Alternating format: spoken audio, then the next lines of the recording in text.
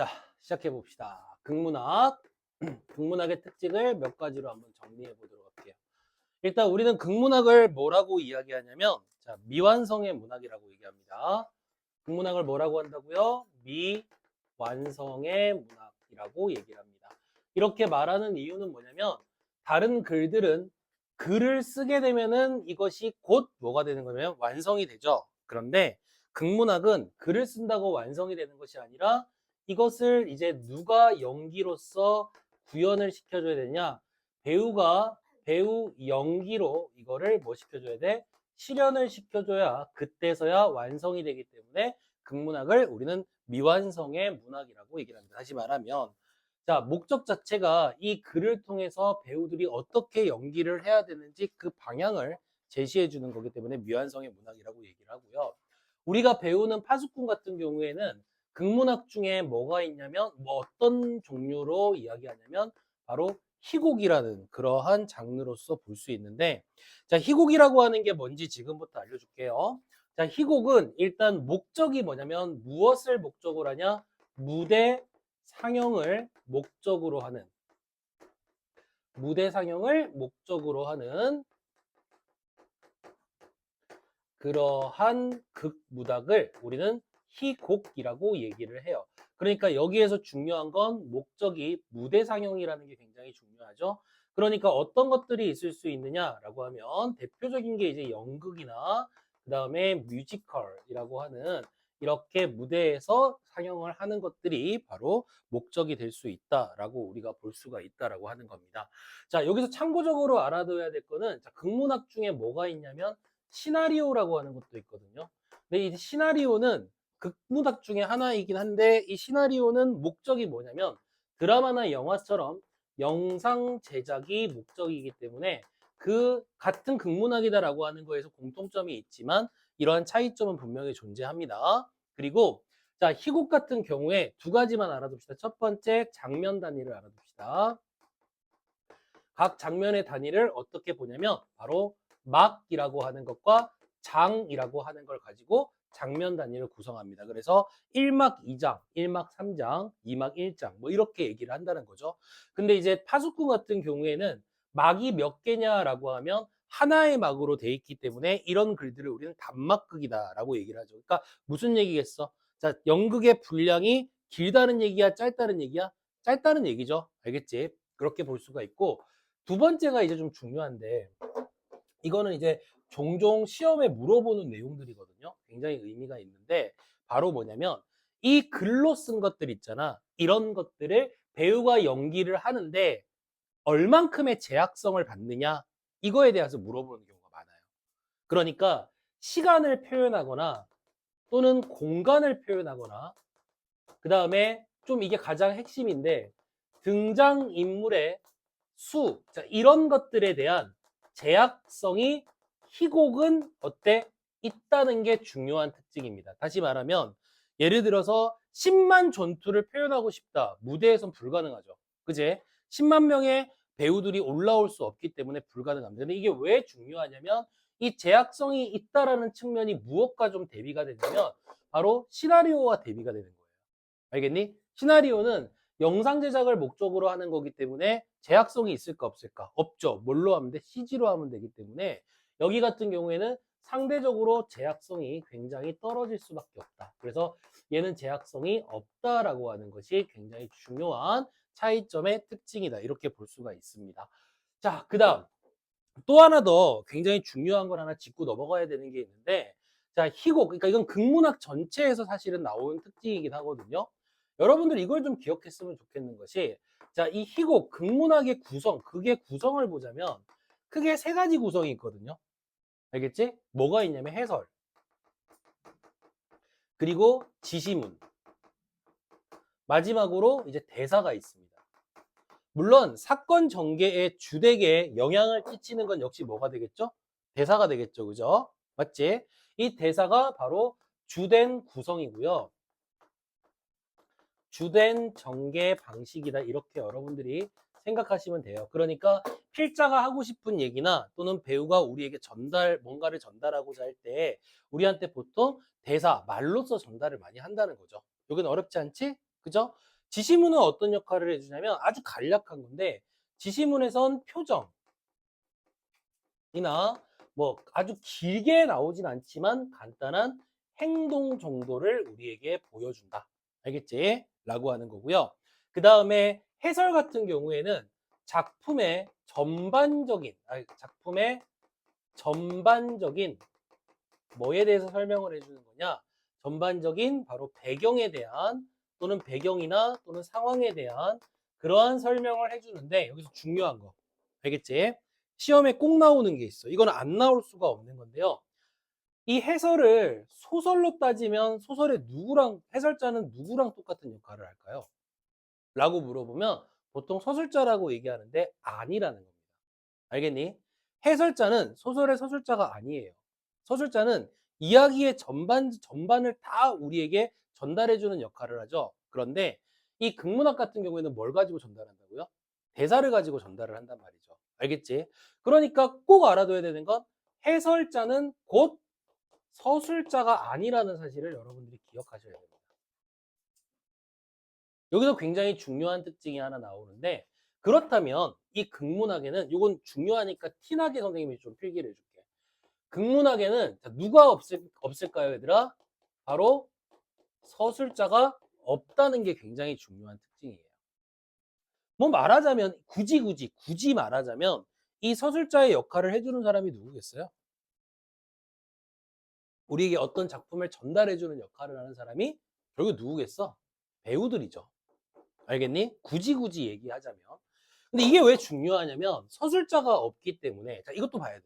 극문학도 뭐예요? 가상의 사건, 가상의 인물을 통해서 우리에게 인물이 어떤 인물임을 우리에게 전달하는 게 목적이잖아요. 그죠? 그런데 그렇다면 우리가 인물을 전달할 때 인물의 의도나 그다음에 심리나 그다음에 성격 이런 것들이 우리한테 전달이 되는데 중요한 건 서술자가 없어요. 그치? 그러면 인물의 내면이나 성격을 전달해주는 방법 중에 하나는 쓸 수가 없다는 얘기죠. 자, 무슨 방법을 못 쓴다? 직접 제시를 못 씁니다. 그렇다면 극문학에선 서술자가 없기 때문에 인물을 제시할 때, 인물에 대해 제시할 때 철저하게 어떤 방법밖에 쓸 수가 없습니까? 말과 행동을 통해서 판단할 수 있는 간접 제시밖에 없다. 오로지 간접 제시로만 전달이 가능하다 이 말이죠. 그럼 여기서 우리가 굉장히 중요한 거 하나 짚고 넘어가야 되는 게 있지. 간접 제시로만 인물을 제시한다. 그러면 여러분들이 출제위원이다. 학교 선생님이다. 뭐 물어보고 싶겠니? 그 행동에, 그 표정에, 그 말에 있는 심리를 파악해봐라는 문제가 100% 나옵니다. 알겠니? 그래서 우리는 이 어떤 인물이 가지고 있는 여기죠. 말이나 그 다음에 표정 그리고 행동을 통해서 이 지시문과 대사라는 걸 통해서 그 사람이 가지고 있는 뭐를 판단해 본다? 심리, 그 다음에 의도. 특히 이 작품은 의도가 되게 중요하거든요. 심리나 의도를 파악하는 문항은 거의 100% 나올 수밖에 없습니다. 그래서 요소요소에 파수꾼 요소요소에 나타나는 그러한 것들을 판단하면서 공부를 해보는 게 되게 중요하다. 이렇게 기억을 하시면 될 것 같아요. 어렵지 않죠? 자, 그 다음 이제 파수꾼이란 작품에 대한 내용으로 한번 들어가 봅시다. 일단 이 파수꾼이라고 하는 내용은요. 사실은 이 파수꾼의 가장 큰 특징은 뭐가 되는 거냐면 참여적이라는 거예요. 선생님은 개인적으로 파수꾼의 내용 속에서 참여적이라는 말이 상당히 중요하다고 생각하는데 이 참여라고 하는 게 무슨 얘기냐면 이제 뭐 누군가가 참여한다 그런 뜻도 가지고 있지만 무엇을 배경으로 하고 있다는 거냐면 시대상, 당시의 시대상을 철저하게 반영해서 이거를 표현하고 있다 이렇게 볼 수가 있는 거거든요. 자, 그렇다면 파수꾼도 마찬가지입니다. 그러면 어떤 시대가 반영이 돼 있냐? 파수꾼의 시대는 바로 어떤 시대죠? 우리가 흔히 얘기하는 독재 정권 시대가 되겠습니다. 독재 정권의 시대를 이 작품 속에 반영을 한다는 거죠. 그런데 구체적으로 가야 돼요. 그러니까 단순히 억압하고 횡포를 부리고 이런 거는 이거지. 근데 이 작품을 읽어본 사람들은 알겠지만 촌장이 억압하거나 횡포를 부리지 않아요. 그쵸? 물리적인 힘을 가하거나 고통을 주거나 이러지 않습니다. 그러면 이 독재 정권이 가지고 있는 부패한 권력이 가지고 있는 구체적인 특징이 뭐냐면 바로 무엇을 왜곡해서 진실을 왜곡하는 거죠. 이게 가장 중요하죠. 특정 그 사실을 왜곡하게 됩니다. 이해가 됐지? 그래서 이 정권, 그러니까 지배층이 가지고 있는 지배층에 무엇을 만들어 놓는 거다? 질서를 유지하려고 해요. 자기들의 질서를 유지하기 위해서 진실을 왜곡하는 거예요. 이게 가장 중요한 포인트죠. 이들이 욕먹어야 되는 이유가 바로 이겁니다. 진실을 왜곡한다라고 하는 거. 이해가 됐니? 그래서 이 작품에는 전반적으로 독재 정권에 대한 진실을 비판하는 거잖아요. 그죠? 그러니까 어떤 성격이 굉장히 강할 수밖에 없다? 풍자적 성격이나 비판적 성격이 굉장히 강할 수밖에 없다라고 하는 것이 가장 중요한 포인트고, 그 다음에 이러한 중심적인 내용들을, 이러한 내용들을 어떤 식으로 표현을 하느냐, 이게 중요하잖아요. 그치? 아니니? 바로 이 기법, 우위적인 방법으로 표현을 합니다. 우위적 기법으로 표현을 하는 거죠. 자, 우위라고 하는 말이 뭐냐면 돌려 표현한다는 얘기예요. 돌려서 표현한다 이 말이 되거든요. 그럼 돌려서 표현한다는 게 뭐냐 이런 거죠. 그러니까 실제로 만약에 1960년대나 또는 70년대를 비판하고 싶다면은 우리 사회를 그대로 극에다가 반영할 수 있겠죠. 그쵸? 맞지? 근데 읽어보면 알겠지만 마치 우리가 뭐를 보는 것처럼 돼 있죠? 동화를 보는 것 같은 느낌이 들잖아요. 그치? 그것은 실제 세상을 그대로 보여주는 것이 아니라 이거를 동화화로 바꾸어서 표현을 하기 때문에 어떤 기법을 사용한다? 우의적 기법을 사용한다. 알겠지? 그럼 돌려서 표현하는데 어떻게 돌리느냐? 뭐를 활용하죠? 동화적인 걸 활용하는 거잖아. 그쵸? 그러다 보니까 이 표현도 같이 기억을 해주세요. 바로 우화적 기법을 사용한다 이거죠. 동화적인 기법을 사용한다 이 말이에요. 그러니까 우위라고 하는 말은 돌려서 말하는 거고 우화라고 하는 건 동화적이라는 얘기예요. 알겠지? 특히 이 작품은 우화적인 기법이 좀 중요한데 바탕이 되는 작품이 있습니다. 바로 뭡니까? 소리를 외치는 거죠. 거짓말을 외치는 거. 그렇지. 우리 대표적인 뭐 있습니까? 양치기 소년. 그렇지. 그러니까 이 극문학은 양치기 소년이라고 하는 이소부화죠. 양치기 소년 우화를 뭐한다? 패러디해서 만들어낸 게 바로 파수꾼이다. 이렇게 생각하면 돼요. 자, 내용을 정리해보면 아주 간단한데 독재 정권이 진실을 왜곡해서 자기의 질서를 유지하려고 하는 거 있죠? 이걸 표현하기 위해서 돌려서 얘기하고 시대상을 반영하기 때문에 어떻다? 참여적이다. 이 말들이 기억을 하셔야 돼요. 선택지로 100% 나오는 것들입니다. 알겠죠? 그렇다면 우리는 여기서 이제 인물들이 굉장히 중요하죠. 자, 어떤 인물들이 우리가 주목해야 되는 인물들인지 봅시다. 이 작품은 뭐 인물들을 통해서 보여주는 거니까 첫 번째 우리가 보는 사람이 누가 될 수 있냐면 자, 촌장이라는 사람 볼 수가 있고요. 그 다음에 파수꾼 가라고 하는 사람과 그다음 파수꾼 나라고 하는 사람, 자, 이 두 사람이 나옵니다. 그리고 누가 나오죠? 파수꾼 다라고 하는 사람이 나오죠. 됐지? 그리고 마지막으로 마을 주민들이 나와요. 자, 이렇게 네 분류의 사람들이 나오는데 자, 이 사람 중에서 우리가 한 명씩 좀 봅시다. 먼저 촌장과 파수꾼 단은 이 극문학에서 굉장히 중요한 역할을 하는 사람들이죠. 그렇지? 우리의 시대상을 보여주는데 일단 촌장이라고 하는 사람이 하는 역할은 뭡니까? 이 사람 누굽니까? 그냥 간단하게 얘기하면 부패한 권력이죠. 그죠? 부패한 권력이 되겠습니다. 한마디로 말하면 독재 정권의 핵심이 된다. 이렇게 볼 수가 있겠죠. 이해가 됐니?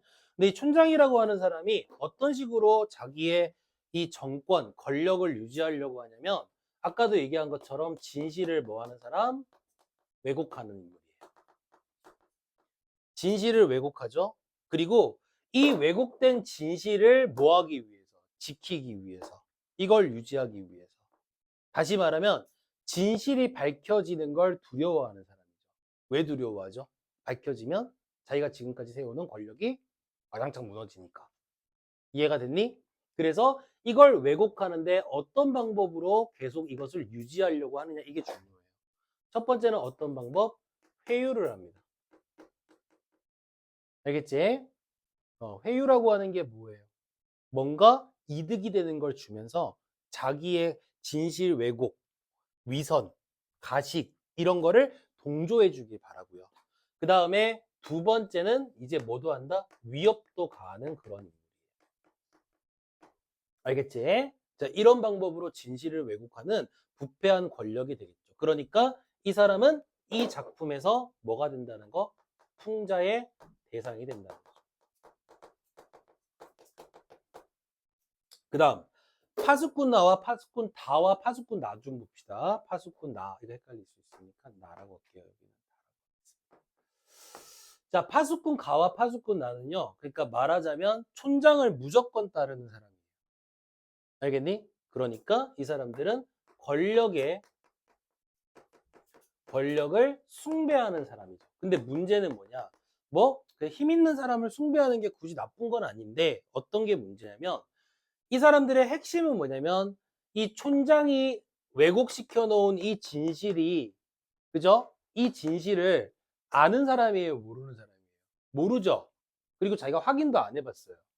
그러니까 촌장이 하는 얘기가 쉽게 말하면 1위대가 몰려온다는 얘기를 확인을 안 해본 사람이고요. 그지? 구름을 보면서 뭐라고 믿는 사람이야? 1위대라고 믿는 사람들이거든요. 이 사람들은. 그러니까 어떤 사람들이냐면 권력을 숭배하는 건 맞는데 핵심은 비판적인 의식이 있어요, 없어요? 그렇죠. 없는 인물들. 그러니까 무조건적으로 받아들이는 무비판적 인물들이라는 거죠. 아, 이게 굉장히 중요해요. 오로지 그러니까 권력자를 위해서만 자기 생각을 하고 그 사람을 위해서만 행동을 하는 사람들인 거죠. 알겠지? 근데 이 사람들은 사실 풍자의 대상으로 보기는 해야 되지만 한편으로는 이 사람들도 뭐가 되는 거냐면 피해자가 될 수 있는 거죠. 모르는 거니까. 알겠지? 자, 우리가 중요한 인물이 누구냐? 파수꾼답니다. 차이가 뭐가 있냐면 이 파수꾼 나와 가를 어떤 사람으로 만드냐면 약간 늙은 사람으로 만들어요. 늙은 사람이라는 표현 좀 나이 든 인물로 봅니다. 늙은 사람이라고 해보니까 할아버지 돼요. 나이 든 인물로 보죠. 그 나이 든 인물로 보는 이유는 뭐냐면 무비판적으로 이 상황을 계속 그냥 이어가는 사람인 거예요. 변화가 없는 사람이죠. 그런데 파수꾼 단은 어떤 사람으로 설정하느냐? 바로 아이로 설정을 하죠. 아이들은 뭔가 새로운 것들을 잘 받아들이고 또 생각하는 힘이 있는 사람이야. 다시 말하면 파수꾼단은 어떤 인물이다? 진실을 알고 있는 사람이야. 알겠지? 그리고 그 진실을 뭐 해주려고 하는 의지도 있다? 밝히려는 그러한 의도도, 의지라고 할게요. 의지도 있는 사람입니다. 알겠지? 그러니까 촌장과 파수꾼 다가 뭐 할 수밖에 없죠? 두 사람이. 한 사람은 진실을 계속 은폐해야 되고 한 사람은 진실을 밝히고자 하니까 두 사람이 뭐 할 수밖에 없어요? 갈등할 수밖에 없죠. 그치? 두 사람이 갈등의 관계를 띌 수밖에 없습니다. 됐죠? 하지만 여기서 한 가지 봐야 되는 게 뭐냐면 파수꾼 단은 진실을 밝히려는 의지가 있지만 여기에서 뭐가 일어나게 되냐면 바로 태도의 전환이 일어나게 됩니다. 의식의 변환, 태도의 전환이 일어나게 되죠. 알겠지? 바로 뭐 하게 되는 겁니까? 이런 앞에 있는 권력, 부패한 권력에 뭐 하는 인물이야? 권력을 바로 수용하는 인물입니다. 결국에 받아들이게 되는 거죠. 그러니까 변화를 하는 인물인 거야. 알았지? 자, 쉽게 한번 얘기를 한번 해봅시다. 쉽게 얘기를 했을 때, 이거 되게 중요한 게 하나 있는데, 그러니까 촌장이 맨날 하는 얘기가 뭐냐? 구름을 보고 뭐라고 얘기하냐면, 이리떼라고 얘기를 하거든요. 그래서 아무짝에 쓸모없는 막루를 세우고요. 거기에서 바깥으로 감시를 하게 만들어요. 그치? 자, 이게 뭘 의미하는 거냐면 우리 현대사회 속에서 이거예요. 뭐냐면 북한이 쳐들어온다. 자, 우리는 전쟁이 끝난 지 지금 무려 70년이 지났습니다. 그치? 70년 동안 항상 모든 권력자라고 말하는 건 좀 그렇고, 어떤 특정 이념을 가지고 있는 권력자들이 제일 많이 하는 얘기가 결국에 뭐냐면은 북한이 쳐들어온다. 그래서 그 북한으로부터 너희들을 내가 뭐 해줄게? 우리 체제를 지켜줄게 이 말이거든. 근데 생각해보면 70년 동안 진짜 북한이 쳐들어왔냐? 한 번이라도. 물론 아주 작은 이런 도발은 있었죠. 그죠? 연평해전이나 서해안 때. 이럴 때 도발은 있었죠. 하지만 그들은 전쟁을 할 생각이 없죠. 근데 계속 우린 전쟁을 할 거야, 전쟁을 할 거야, 전쟁을 할 거야. 이 얘기를 계속 하는 거죠. 그러면서 자, 내가 지켜줄 터이니 이제부터 내 말을 잘 들어. 이게 보통 권력자들의 모습이거든요. 대표적인 게 뭐가 있냐면 그게 왜 효과가 있다라고 보는 거냐면요.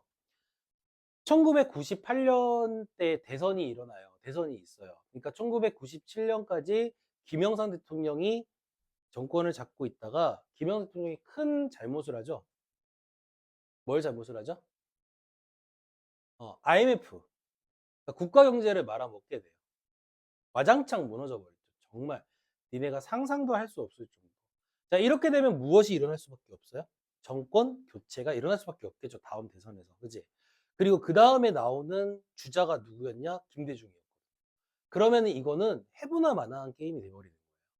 당연히 김대중 대통령이 이길 수밖에 없는 게임이죠. 그죠?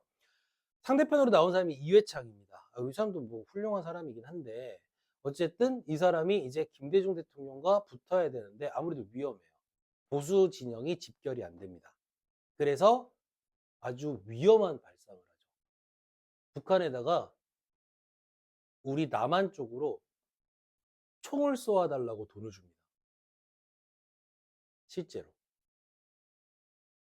뭐 내가 내 피셜이 아니고 이게 기사로 나온 거거든요. 총을 쏘아달라고 해요. 그러니까 그러니까 선거 직전에 우리를 위협해 달라고. 그러니까 북한이 위협을 하면 자연스럽게 보수 진영이 집결이 되거든요. 그게 효과가 있으니까 이 독재 정권들이 계속 그런 얘기를 하는 거죠. 그러니까 1위 때는 바로 그거예요. 거짓. 알겠니? 그리고 사실은 우리는 화합을 해야 되는 게 맞는 건데 그게 바로 구름이 된다라고 하는 거죠. 알겠지? 촌장은 그러한 대상들 1위 때를 가지고 계속 진실을 왜곡하고 파수꾼은 그걸 알았죠. 하지만 촌장의 회유에 넘어가게 돼서 결국에 이걸 수용하게 되는 인물들이고 선생님은 개인적으로 이 두 사람 물론 주요 인물들이니까 중요하죠. 근데 이거 못지않게 중요한 게 마을 주민들이 중요하다. 이거는 시험으로 나올 수 있는 확률이 굉장히 높다는 거죠. 예전에 소수령 문제가 굉장히 발달이 돼 있을 때는 마을 주민들과 관련된 얘기를 할 수밖에 없어요. 그죠? 자, 왜? 일단 보자. 내용 중간에 알잖아요. 미리 설명해 줄게. 이건 중요한 거니까. 촌장의 거짓을 밝히겠다라고 파수꾼이 진실을 밝히겠다고 얘기를 합니다. 그래서 편지를 보내죠. 맞지? 그래서 마을 사람들이 몰려오거든요. 그게 상황이에요.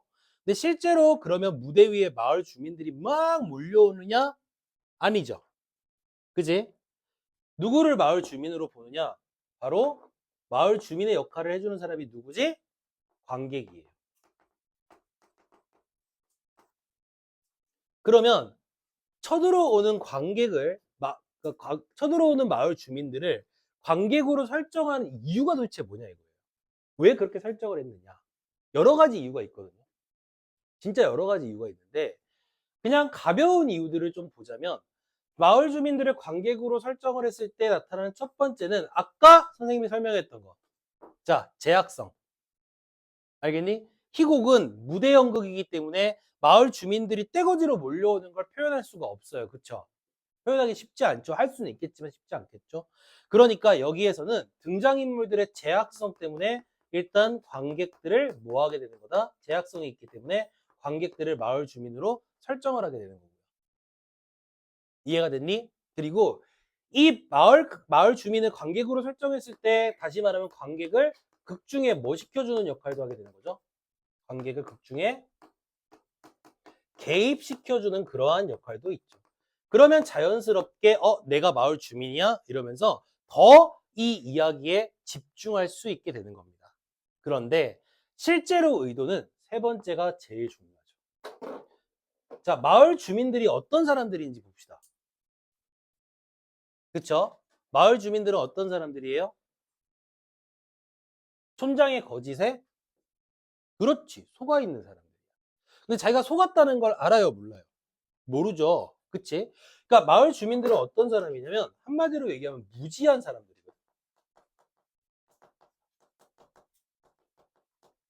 무지한 사람들이거든. 근데 왜 무지하냐? 바로 진실을 알지 못하고 있는 거죠. 진실을 알지 못하는 그러한 존재들로 표현이 된다라고 하는 겁니다. 그럼 이런 마을 사람들을 관객으로 설정한다 이 얘기는 무슨 얘기야? 자, 지금부터 내 말 잘 들어. 이러면서 관객 너희들 니들이 바로 마을 주민이야 이거지. 알겠니? 그럼 이건 뭐가 되는 거죠? 다시 말하자면 당시에 관객들에게 또는 당시에 우리 시대를 사는 우리 국민들 있지, 그지? 맞지? 이 사람들에게 무엇을 하려고 한다? 국민들의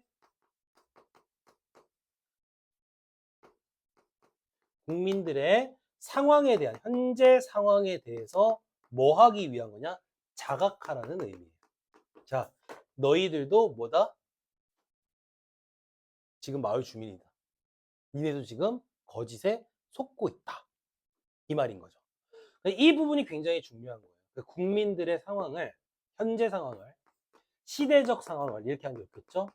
시대적인 상황을 뭐 하려고 한다? 자각시키기 위한 것이 목적이다. 이렇게 볼 수가 있습니다. 알겠지? 이 인물들을 잘 기억을 하시길 바라겠습니다. 내용으로 갑시다. 자, 앞부분의 줄거리 가볼게요. 물론 여기 중간중간에는 굉장한 상징적 의미도 있기 때문에 그런 것들을 여러분들 좀 기억을 많이 해주셔야 되고요. 그 다음에 이 측면에서 보자면 이 극문학의 목적은 단순히 자각을 시키는 데 목적이 있는 것이 아니라 깨달음을 주기 위한 게 목적이죠. 그죠? 그러니까 어떤 성격이 강합니까? 교훈적 성격이 굉장히 강합니다. 해봅시다. 앞부분의 줄거리죠. 자, 얘들아 졸지 마. 어깨 펴. 허리 다 펴. 졸면 안 돼. 자, 파수꾼들은 마을 밖 황야에 세워진 망루에서 이리떼가 나타나는지를 끊임없이 감시한다. 마을 사람들은 파수꾼이 이리떼가 나타났다고 양철북을 두드리면 언제라도 대피하기 위해 만반의 준비를 하고 있다. 새로 파견된 파수꾼단은 망루 아래서 이리떼의 습격을 감시하는 일을 하는데 이리떼를 나타났다는 선임 파수꾼 가의 외침과 북소리에 항상 겁먹고 긴장을 합니다. 마을에서는 이리떼가 나타났다는 신호에 겁을 먹고 피하다가 다리가 부러지는 사람이 생기기도 하고 한 아이가 우물에 빠지는 일도 있습니다. 그러니까 다시 말하자면 거짓된 정보, 이리떼가 나타났다는 말에 마을은 전부 뭐에 휩싸이게 된다? 공포에 휩싸이게 되는 거죠.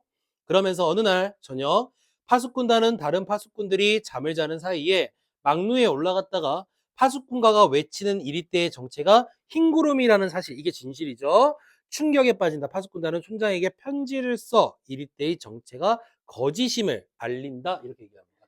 자, 앞부분의 줄거리에서 우리 중요한 거 그냥 처음부터 정리를 하고 갑시다. 알겠죠? 자, 먼저 첫 번째로 보여지는 것이 뭐냐면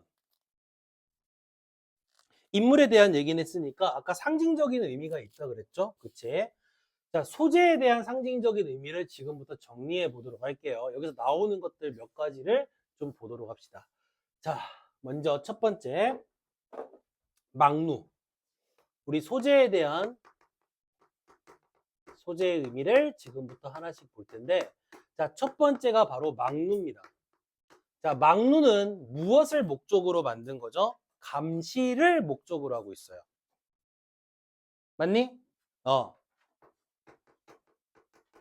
감시를 목적으로 하고 있거든요. 됐지? 근데 이 망루의 위치를 보세요. 어디에 있느냐? 바로 마을 안과 그 다음에 마을 밖의 무엇에 있다? 경계에 있다는 거야. 그러니까 이 막루의 위치가 마을 안과 마을 밖에 경계에 딱 있다는 얘기예요. 그죠? 맞지? 자, 어디를 감시하는 거야? 둘 다. 알겠니? 막루는 둘 다 감시하는 거야. 그러니까 쉽게 얘기를 하자면 이 마을 밖에 있는 무엇을 감시하는 게 표면적인 거죠? 표면적인 거죠? 그렇죠. 마을 밖에 있지 않은 요 이리떼들을 감시하는 게 목적이죠. 그런데 안에, 요게 중요하죠. 안에 누구를 감시하는 거죠? 바로 주민들. 좀 더 확장을 하자면 마을 전체의 질서를 뭐 하고 있는 거야? 독재자가 만들어 놓은 질서를 감시하는 역할을 하는 거죠. 됐어요? 이해가 됐니? 또 하나 더 이거는 조금 우리가 좀 디테일하게 봐야 되는 부분이 결국에 그래서 마을 안에서 막루는 뭐 주민 사람들의 질서를 유지한다는 건 주민들이 진실을 알게 될 수도 있으니까 그것에 대해서 뭐 하는 거야? 감시하는 거죠. 그쵸? 그 다음 또 다른 소재도 봅시다. 두 번째 바로 양철북. 자, 일단 양철북은 어떤 특징이냐? 이리떼가 몰려온다 그러면 북을 막 치죠. 양철로 된 북이죠. 그죠? 그러면 소리가 어떻겠어? 크죠? 그러면 사람들이 그 소리를 들으면 실제로 이리떼가 몰려오는 것이 아닌데도 불구하고 무엇에 빠지게 됩니까? 공포에 빠지게 됩니다. 그래서 이 양철북은 어떤 역할을 해주느냐라고 하면 바로 공포심을 조장하는 역할을 합니다. 물론 이 두 가지는 거짓된 위선을 지키기 위한 또는 촌장이 만들어낸 권력을 유지하기 위한 도구로 사용되는 거죠. 알겠지? 그렇게 기억을 하시고 자, 양철북이 가지고 있는 역할이 공포를 조장하는 역할을 한다라고 하죠. 그렇지? 이해가 됐니? 오케이. 그러니까 이거는 주민들로 봤을 땐 위협의 대상이 되는 거죠. 실제로 위협의 대상이 된다. 이렇게 볼 수가 있습니다. 또 한편으로 세 번째, 자 이번엔 뭐가 된다? 이리떼죠. 자, 이리떼는 존재하지 않습니다. 실제하지 않는 대상이죠. 그렇지? 그러니까 뭐가 된다는 거죠? 바로 거짓이 되는 거죠. 알겠니? 또는 뭐라고도 볼 수 있어? 왜곡된 진실이라고도 볼 수 있습니다. 그럼 이리떼가 하는 역할은 바로 뭐냐? 누가 만들어 놓은? 촌장이 만들어 놓은 질서를 유지하는 거예요. 촌장의 질서를 유지하기 위해 가상으로 만들어진 거라고 볼 수 있고요. 자, 이 일대와 반대되는 의미도 있죠. 그게 뭡니까? 네 번째. 뭡니까? 흰 구름인데요. 그쵸? 자, 이 구름은 바로 진실을 이야기하게 되는 거죠. 됐지? 그리고 이 흰 구름이 하는 역할을 볼게요. 만약에 이 흰 구름이 이리떼가 흰 구름이라는 사실을 파수꾼 다가 몰랐다면 이 이야기는 전개될까요? 안 되겠죠. 그지? 그러면 결국에 이 흰구름이라고 하는 게 어떤 역할을 해주느냐? 사건 전개의 뭐가 된다? 계기가 됩니다. 사건이 일어나게 되는 것에 대한 계기가 되고요. 또 한편으로는 이것 때문에 촌장과 파수꾼다가 뭐 하게 되는 거지? 갈등하게 되는 거지? 그렇다면은 사건 전개 계기이자 갈등의 계기가 되기도 합니다. 이렇게 볼 수가 있겠네요. 중요한 것들을 여러분들이 체크를 좀 해둡시다. 소재의 의미를 물어보는 것도 뭐 거의 뭐 시험에 나온다고 볼 수가 있겠죠. 알겠지? 자, 그리고 또 하나 더 마지막으로 다섯 번째 편지.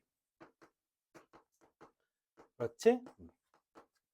자, 이 편지가 하는 역할은 자, 첫 번째는 여기 안에는 바로 진실이 담긴 내용이 있고요. 담긴 내용이 있고 이 편지로 인해서 촌장이 먼저 이 편지를 보게 됩니다. 그쵸? 맞지? 그럼 촌장이 이 편지를 보면서 무슨 생각을 할까요? 자, 여기 진실을 봤으니 촌장은 지금까지 자기가 만들어 놓은 이 질서가 뭐 할 수도 있겠다고 생각할까요? 무너질 수도 있겠다는 생각이 들죠. 바로 이 편지는 촌장의 불안감을 조장합니다. 불안감을 조장하게 되고. 그래서 촌장이 어떻게 해요? 찾아오죠, 막루로. 누구를 만나러? 파수꾼 달을 만나러 찾아옵니다. 그러니까 이 편지도 역시 무엇의 계기다? 이렇게 볼 수 있냐면 갈등의 계기로 볼 수 있습니다. 알겠죠? 자, 이렇게입니다. 다음으로 가봅시다. 해설자 촌장이 되어 등장합니다. 그러니까 사실은 이제 이 촌장이라는 역할을 하는 이건 뭐 되게 중요한 건 아닌데 이 촌장이라는 사람이 사실은 1인 사역을 해요. 알겠니? 1인 사역을 하는데 어떻게 사역을 하냐면 일단 첫 번째는 촌장의 역할을 해주고요. 두 번째는 지금 본 것처럼 해설자의 역할을 합니다. 그 다음에 아까 이 편지가 촌장에게 전달되었다 그랬죠? 그지? 그래서 그 편지를 운반하는 편지 운반인이 바로 촌장입니다. 그래서 1인 3역을 하는 뭐 그게 되게 의미가 있는 건 아니에요. 그냥 이렇게 한 사람이 여러 가지 역할을 하고 있다 이 말이 되는 거고요. 그 다음 보겠습니다. 자, 지금 나올 때 촌장이 등장하는데 먼저 무엇을 먼저 보여주냐면 촌장의 외양을 먼저 보여주거든요. 외양 묘사 해설에서 이게 또 굉장히 중요한 역할을 하게 되는 건데 어떤 외양을 묘사하게 되냐면 검은 옷차림이에요. 알겠지? 그리고 이해심이 많아 보이는 얼굴과 정중한 태도, 낮고 부드러운 음성으로 말을 한다 이거죠. 그러니까 외양을 묘사하는데 두 가지를 핵심적으로 본다는 거죠. 뭐냐면 옷차림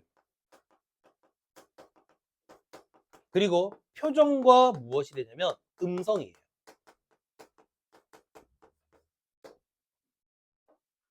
이 두 가지를 보여주는 거죠. 자, 일단은 이해심이 많아 보이는 얼굴, 표정이죠. 그 다음에 아주 정중한 태도, 낮고 부드러운 음성을 가지고 있다. 이것만 놓고 보면 어때요? 촌장 어떤 사람인 것 같아? 그렇죠. 쉽게 말하면 굉장히 정의롭고, 그렇지? 또는 권위가 있는 그런 사람이라는 거죠. 하지만 옷차림을 봤을 때 어떻습니까? 무슨 옷을 입고 있다? 검은 옷을 입고 있다. 이거죠. 그지? 그러면 이때 검은 옷이 옷차림을 통해서 뭘 보여주냐면 위선을 보여주는 거예요. 쉽게 말하면 겉과 실제로 가지고 있는 내면이 서로 다르다는 얘기입니다. 알겠니? 그러면 촌장은 어떤 사람이죠? 겉과 속이 다른 사람. 우린 그런 사람들을 뭐라 그래요? 위선자. 그렇지. 촌장을 외양묘사를 통해서 무엇으로 설정하느냐? 위선자로 설정하는 거죠. 겉과 속이 서로 다르다. 한자성어로 뭐라 그러죠? 표리부동. 그렇지. 알겠니? 이 인물은 바로 표리부동한 그러한 인물로 설정이 되어 있습니다. 됐니? 니네 있잖아. 자꾸 장난치고 킥킥대고 웃으면 같이 못 앉게 한다. 수업만 하자. 어? 수업 시간에 알았지? 노는 건 언제 하자? 얘들아 노는 건 언제 하자? 쉬는 시간에 하자. 알았어? 어? 선생님이 안 보여서 하는 게 아니고 그걸 일일이 얘기를 하면은 내가 수업이 끊기겠지, 그지? 그래서 말을 안 하는 것뿐이야. 집중해. 자, 표리부동한 인물이다라고 하는 걸 보여줍니다. 자, 이제부터 본격적으로 이야기가 들어가는데 자, 10분만 쉬었다 합시다. 알겠지?